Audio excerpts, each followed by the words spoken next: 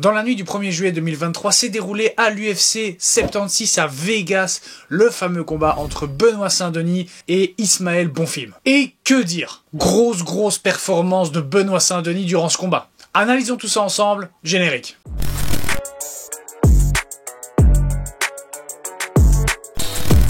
Après son dernier combat contre Gabriel Moranda, contre qui il a livré une énorme performance en l'envoyant 3 fois au tapis au premier round, avant de l'envoyer de dos au deuxième round avec une énorme droite. Après tout ça, on peut dire que Benoît Saint-Denis était extrêmement chaud à l'idée de son prochain combat. De l'autre côté, on a le Brésilien Ismaël Bonfim. On parle d'une série de 13 victoires consécutives. Son record est actuellement de 19 victoires et 3 défaites. Et ce combat contre Benoît Saint-Denis est son deuxième à l'UFC. Concernant son premier combat, on peut dire que c'était vraiment très sauvage. En effet, de ce qu'on a pu entendre, il a combattu vraiment à l'aise. C'est un peu comme s'il était chez lui. Et en plus de ça, il a terminé son adversaire avec un beau coup de genou sauté qui lui a signé un bon gros KO dès son premier combat à l'UFC. Mais enfin bon, il est temps de passer au moment qu'on attend toutes et tous, le combat. Benoît fait son entrée aux côtés de son équipe, et notamment du grand coach Daniel Warin. Et ce qu'on remarque avec les entrées, moi personnellement, c'est un moment que j'adore. Je trouve ça hyper intense. On arrive à ressentir la pression et toute la tension qui règne dans un combat juste avec l'entrée. Inutile de vous dire que de mon côté, je suis pour Benoît Saint-Denis. Bref, round 1, ça démarre très fort. Dès les premières secondes, un gros middle de la part de Saint-Denis, suivi d'une bonne droite par Bonfim. Quoi de mieux que de commencer un combat comme ça? Ah, ça met directement dans l'ambiance. Benoît finit quand même par envoyer une série de middle kicks sur un Bonfim qui le provoque.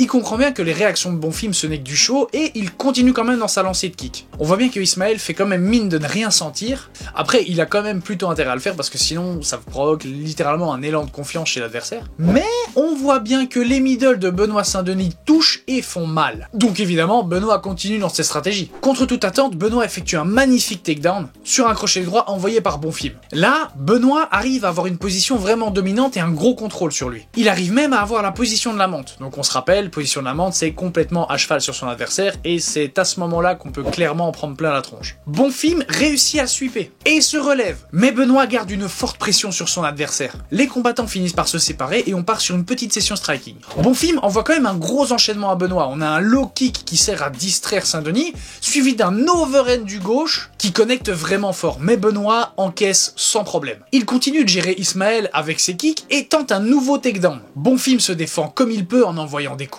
et en finissant quand même par un beau sprawl qui lui assure une position dominante sur Benoît. Il essaye d'avoir son dos, mais n'y parvient pas. Les combattants se relèvent et Bonfim en profite pour envoyer un bon coup de genou gauche sur Benoît qui l'encaisse sans trop de mal. On repart sur un court moment debout avant qu'à nouveau, Benoît tente un takedown, en commençant par un single leg qui tente de verrouiller en joignant ses doigts. Il échoue mais réussit quand même à verrouiller le buste de son adversaire. Bonfim se défend comme il peut face à un Benoît Saint-Denis qui tente sans cesse de le mettre au sol. Avec de la patience et une grosse pression, Benoît y parvient. Il finit par rouler et obtient le dos d'Ismaël. Là, on peut voir que Saint-Denis commence à chercher l'étranglement tout doucement. Il est très patient. Avec le temps, il arrive à verrouiller la prise. Bonfim tape et signe donc une magnifique victoire par soumission au premier round de Benoît Saint-Denis. Ce qui met fin à la longue série de victoires de Bonfim et le met dorénavant à 4 défaites. Daniel Warin, évidemment, hyper fier de son combattant. Il nous montre bien la fierté qu'il a et nous envoie ce petit message. Jamais sous-estimé Benoît Saint-Denis, la team voix